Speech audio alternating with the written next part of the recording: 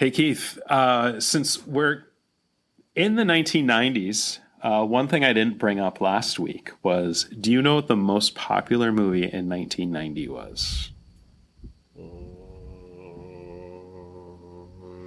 No? It's a current band that calls themselves heavy metal, but they're not. Are they Japanese? It's Ghost. Ghost. Two college radio DJs during the 90s. Hosts Keith and Steve helped expose bands like Pavement, Nirvana, PJ Harvey. They went to shows, interviewed musicians, and reviewed albums for various scenes and papers. They worked security at concerts and once even did load-in for fish.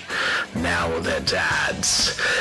Whether you want to explore lesser-known music or take a trip down memory lane, tune into the New Dad Rock. Join hosts Keith and Steve as they navigate the ages together. Share their love of music across various eras and genres. Always well-intentioned, often well-informed, seldom boring.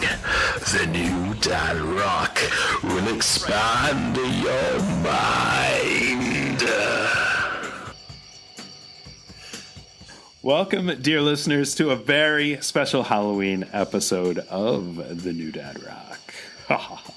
That's right, folks. Today we're going to delve into the spooky world of Halloween playlists and how to curate the perfect one for your Halloween party.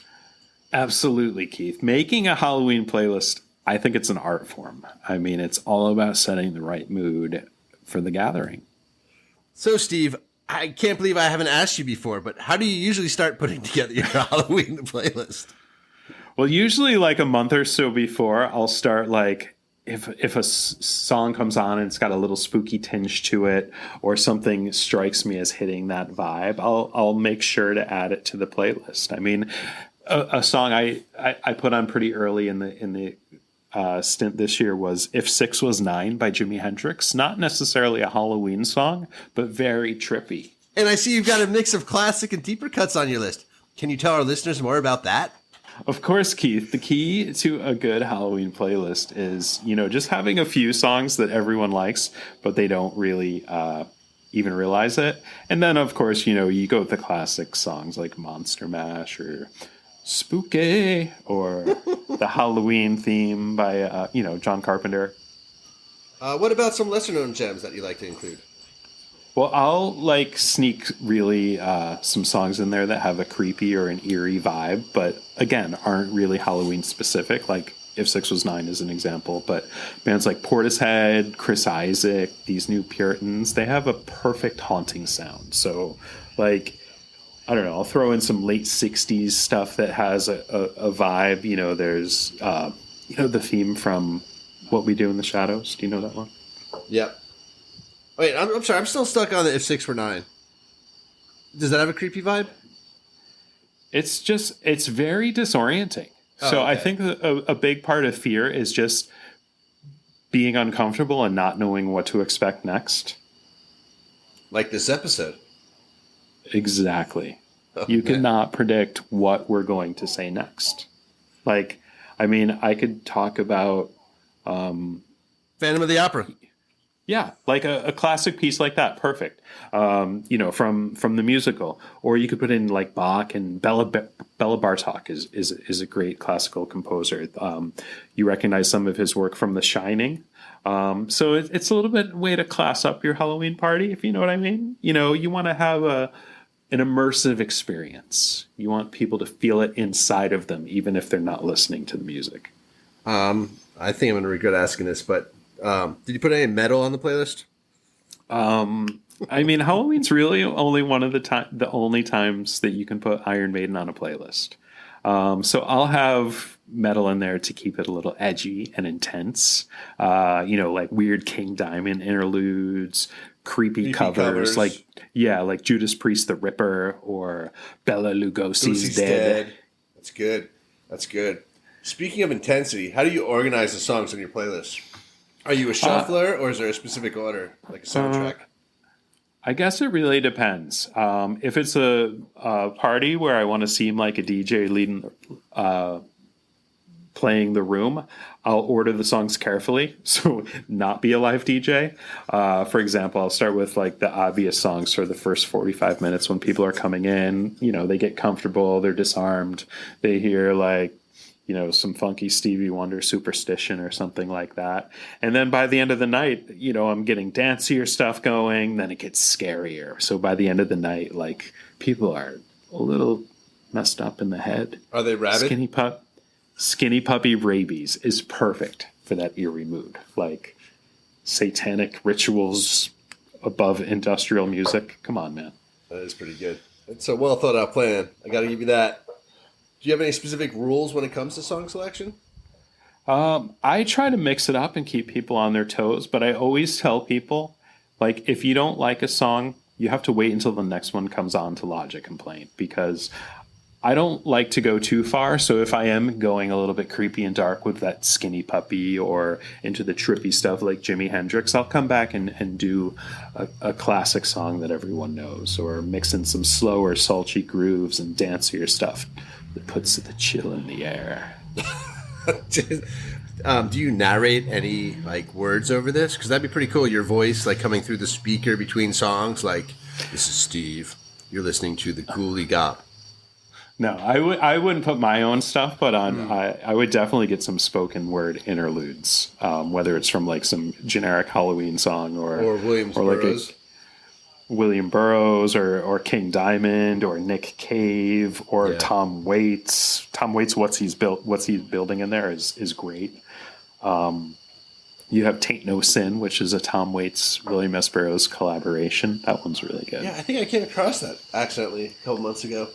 So say I was going to have a Halloween party at your house. What are some of the things that you want to hear? Because I always, if I'm making a playlist for my house, I obviously want to please myself and the audience. But if I'm going to someone else's house and playing a playlist, I want to play their favorites too. So say I was going to make a playlist for your party. What are non-negotiables that have to be on there? I mean, I was thinking that you just play the whole Bauhaus oeuvre, or whatever that's called. Yeah. Oeuvre.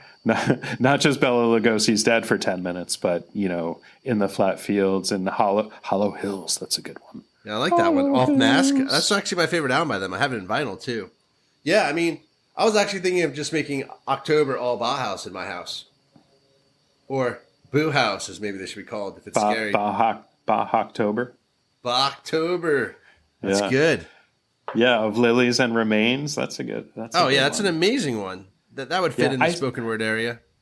Yeah. I think a lot of those, I guess, sort of gothy bands or bands that the goth kids like that weren't necessarily goth bands, like The Cure, The Spider's Lullaby, and, you know, it's a pretty slinky song. And then I think I mentioned them, Portishead. Yeah, that would work. There's a whole new goth scene of which I'm not going to be able to name any of them. I think we've actually covered them in some episodes, or we talked about trip hop maybe back in the day, like when Eugene was on that show. There's a lot of weird, scary, not horror, but fall and monsters. Not monsters, but like zombies, or like that weird thing from The Ring, you know, like bodies that move all weird. Yeah, there's a lot of music. I guess it was called Witch Hop. Horror. There's Witch Hop, and isn't there like horrorcore? Yeah, and totally. And there's horror rap as well. I don't know anything about that, so that's a rabbit hole that we're not going to be able to go down like Alice in Wonderland did. I mean, we could if we had OI. Brought to you by OpenAI, the latest and greatest in ChatGPT. We're still looking for a sponsor. Maybe if the AI hears this, it can get us some money. Yeah, she's in pates. So speaking of playing a whole album or a whole artist's output for a show, Duran Duran last year, and it was after we recorded our Halloween episode last year, but Duran Duran released something called Dance Macabre. And it was, I think, some new songs, definitely some reworkings of their older scarier songs like Nightboat and Black Moonlight. But then they would also they did some covers like Billie Eilish, Bury a Friend, Ghost Town by the Specials, Paint It Black, the Rolling Stones, of course. That's a good one. And Psycho Killer. Yeah.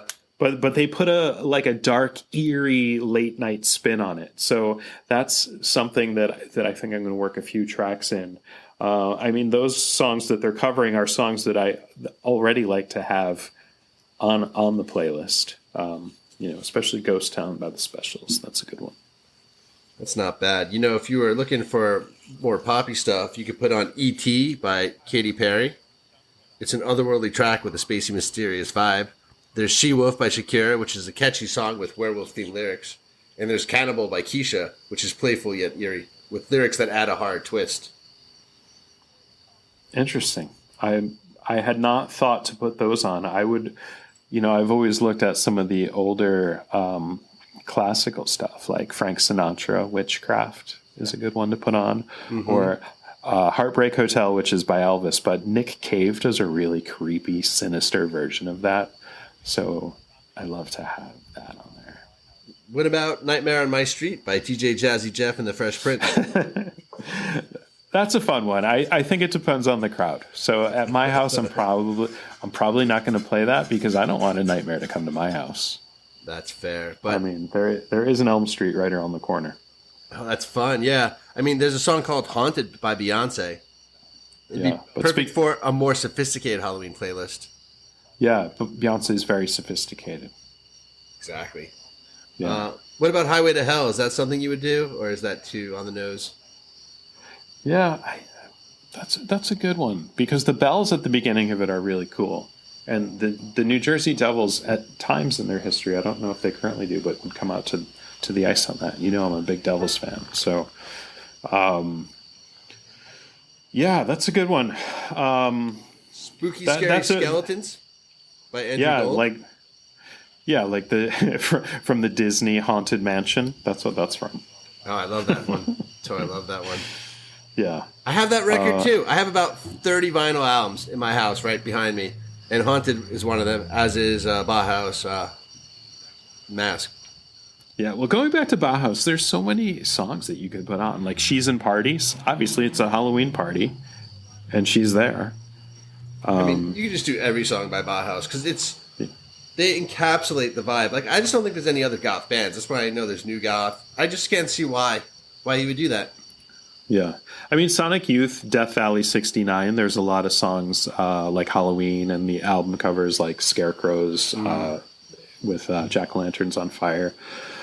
So that's cool. But yeah, you're right. Bauhaus really started it. And Bela Lugosi's Dead was their first single, right? Yeah. That's like, they played it like once and they were like, wow, we're going to be awesome. And then they recorded it the next time they played it, I think.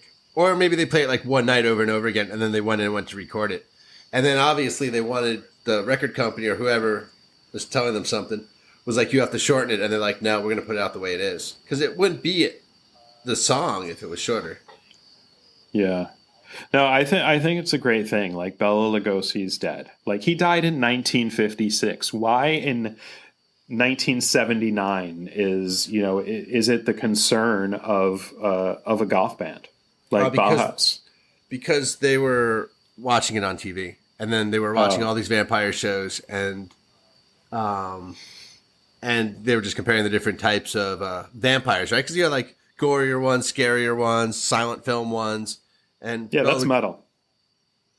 Or classical. True classical music or metal right there. Yeah. Is what that is.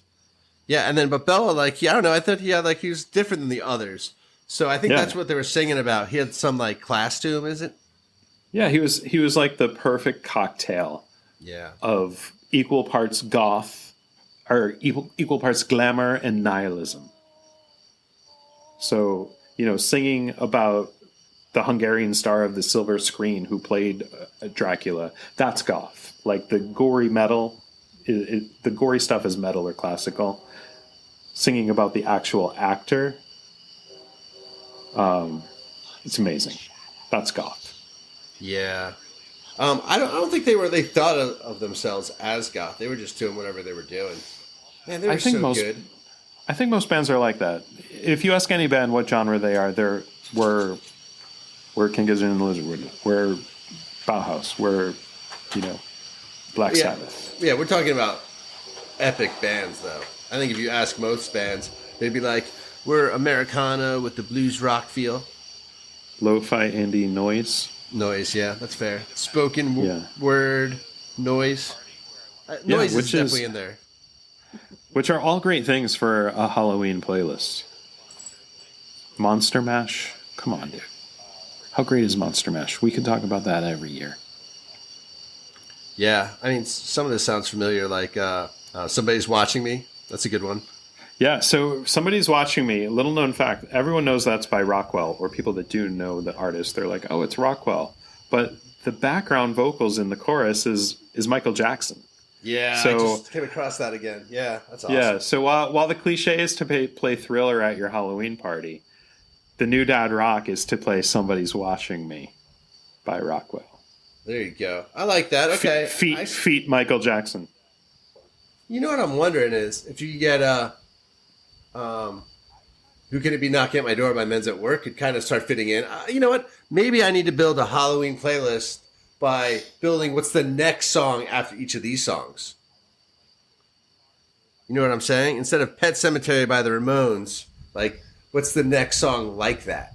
Or that I would play after that. It doesn't have to be scary per se, but at least autumnal, yeah. Is that the right word? Autumnal, sure. Wait, like sure or sure? Yeah. Okay. Autumnal. Wait, what? Yeah, like People fall. People are strange when you're a stranger. Oh yeah. So what you wanted? Another way to do it is to play covers. All covers. So yeah. So People Are Strange. I mentioned the cover of Heartbreak Hotel. People Are Strange. You could use the Echo and the Bunnymen version of that. Probably in book 3. Yeah. Oh my god. Anything from the Lost Boys soundtrack, really. I mean, yeah, you know what? I guess the Doors. A lot of Doors songs would fit, right? Because like they're mystical or. It's the confusion of psychedelia. Like psychedelic music from the late 60s was unsettling, and it brings me back to if 6 was 9. I wouldn't mind. I really don't mind. I give you that. You know, every time you kept saying that, I kept thinking of that joke, like, why was 6 afraid of 7? Because 7, 8, 9. 7, 8, 9. Totally. Oh. That's why I was so lost the first time you said it. I was like, what is he talking about here? Is this some joke? I mean, he got me on the numbers last time. Not going to get me on the numbers again. Yeah, I like your covers idea. That would work pretty well. Because all these songs have probably been covered at some point.